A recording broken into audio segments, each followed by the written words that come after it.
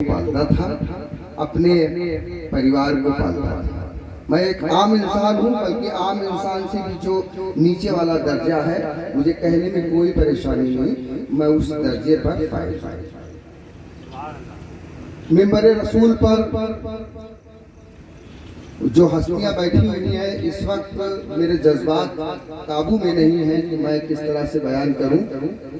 इस ग्वालियर का एक कर्ज है मेरे ऊपर, शायद वो कर्ज मैं न चुका सकूं। कई साल पहले जब मैं खारिजियत और नासिरियत से लड़ने के लिए निकला था, तन्हा खड़ा हुआ था, कोई साथ देने वाला नहीं था।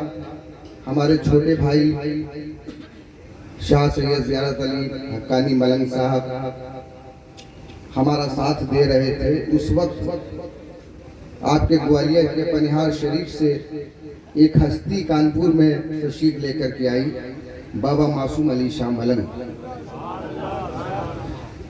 बाबा साहब इतनी बड़ी हस्ती के मालिक हैं कि ये तो जितने लोग बैठे हुए हैं सब अच्छी तरह से जानते हैं। बाबा साहब इस नाचीज हकीर फकीर के घर जाकर के अपनी दुआओं से नवाजा और अपनी सरपरस्ती अता की, जो कल से लेकर के आज तक बराबर मुतवातिर चलती चली आ रही है। सूफी खानकाह एसोसिएशन आज जिस मकाम पर भी है, मुझे इस बड़े मंच से पूरी दुनिया के सामने, बल्कि अभी जो रिकॉर्डिंग हो रही है हो सकता है कि वो मीडिया में भी चली जाए, तो पूरे हिंदुस्तान के सामने नहीं, बल्कि अब तो मौला का करम है, हमारे बुजुर्ग बैठे हुए हैं, हसानुल हिंद और मुफ्ती शफीकुल हनफी कादरी साहब। इनकी दुआओं का नतीजा है कि अब आसपास के 2-3 मुल्क में भी लोग सुन लेते हैं और वहां से धमकियां भी दे देते हैं। वो खैर एक अच्छी बात है। दूसरा एक और मेरा रिश्ता है हुजूर हसानुल हिंद ख्वाजा मिसबाहुल मुराद साहब से। आपका एक शेर है, लगे जितने भी फतवे ताजियादारी न छोड़े। वाह वाह, सुभान अल्लाह। अल्लाह की इज्जत की कसम, हर मुहर्रम में हमारे घर के दरवाजे पर वो शेर लिख करके लगा दिया जाता है। सुभान अल्लाह। और वो शेरों जैसा जज्बा पैदा कर देता है। बेशक बेशक। और दूसरा मेरा, क्योंकि हम लोग मौलाई लोग हैं, अहले निस्बत के लोग हैं, निस्बतों की निस्बत से बड़ी मोहब्बत है। हमारे उस्ताद मोहतरम सूफी खानकाह एसोसिएशन के नेशनल चेयरमैन किबला मुफ्ती मीर सैयद वसीम अशरफ साहब ज़ीदा शिरकहू बदायूनी के बड़े ख़ास और अजीज़ दोस्त हैं मुफ्ती शफीक हनफी कादरी साहब। तो आज इतने लोगों, हमारे इतने मोहब्बत करने वाले लोगों के दरमियान में खड़ा हूँ।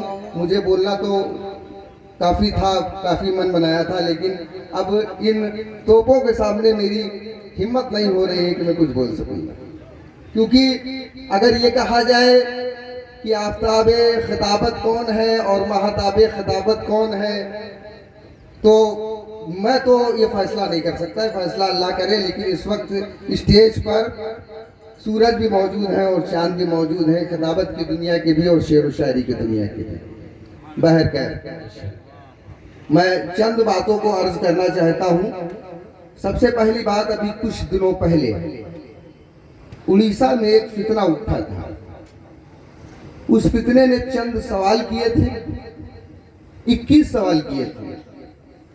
हमने उन सवाल करने वालों से 5 सवाल किए थे और 15 दिन का वक्त दिया था। आज तक उनके जवाब नहीं आए। एक बात हमने उस दिन भी वाजे की थी और एक बात आज भी वाजे कर रहे हैं और बड़ी जिम्मेदारी के साथ वाजे कर रहे हैं। मुफ्ती शफीकुल हनफी कादरी साहब डायस पर जलवा फरोज है, इनके सामने मैं बताना चाहता हूं कि मेरा अकीदा क्या है और मेरे साथियों का अकीदा क्या है। सवाल किया गया था अफजलियत के बारे में, तो पूरी जिम्मेदारी के साथ कहता हूं कि जो अकीदा अफजलियत के बारे में जनाब मीर समेत तम्मार का था, जो जनाब अबू ज़र गफ़ारी रज़ी अल्लाह ताला अन्हु का था, वही अकीदा मेरा भी है और हमारे तमाम साथियों का अकीदा है। मेरा अकीदा ये है कि नबी करीम सल्लल्लाहु ताला अलैहि वसल्लम के लिबास से अफजल किसी का लिबास नहीं, नबी करीम सल्लल्लाहु ताला अलैहि वसल्लम के खानदान से अफजल किसी का खानदान नहीं, बेशक नबी करीम सल्लल्लाहु ताला अलैहि वसल्लम की आल से अफजल किसी की आल नहीं, बेशक बेशक नबी करीम सल्लल्लाहु ताला अलैहि वसल्लम के जिस्म से अफजल किसी का जिस्म नहीं, बेशक नबी करीम सल्लल्लाहु ताला अलैहि वसल्लम के खून से अफजल किसी का खून नहीं, बेशक नबी पाक सल्लल्लाहु अलैहि वसल्लम की नालैन से अफजल किसी की नालैन नहीं, बेशक नबी पाक सल्लल्लाहु अलैहि वसल्लम की दस्तार से अफजल किसी की दस्तार नहीं, बेशक नबी पाक सल्लल्लाहु अलैहि वसल्लम के गोश्त से अफजल किसी का गोश्त नहीं, नबी पाक सल्लल्लाहु अलैहि वसल्लम की नफ्स से अफजल किसी की नफ्स नहीं। बेशक अली जी वीर हो, बलवान हो, धरती पिता तुम हो। अभी फतवा लग जाएगा, क्योंकि इस दौर के जाहिलों के सरदार बड़े बड़े ऊंचे मनसबों पर फायज हैं, उन्हें ये नहीं पता है कि धरती पिता का मतलब क्या है। अबू तुराब को ही धरती पिता कहा जाता है। अली जी वीर हो, बलवान हो, धरती पिता तुम हो, कठिन हारे जगत के ईश्वर के सूरमा तुम हो। अनोखी तुम्हारी लीला है, कोई क्या जाने क्या तुम हो, कहीं धर्मात्मा तुम हो, कहीं परमात्मा तुम हो। ये हमारा अकीदा है। अगर इस अकीदे की बिना पर आप हमें रिज्क कहते हैं तो हाँ, हम इकरार करते हैं कि हम राज़ी हैं। इस अकीदे की बिना पर, इस अकीदे की बिना पर आप हमें शिया कहते हैं तो हम इकरार करते हैं कि हम शिया हैं। दूसरी बात और वाज़ेह कर देना चाहता हूं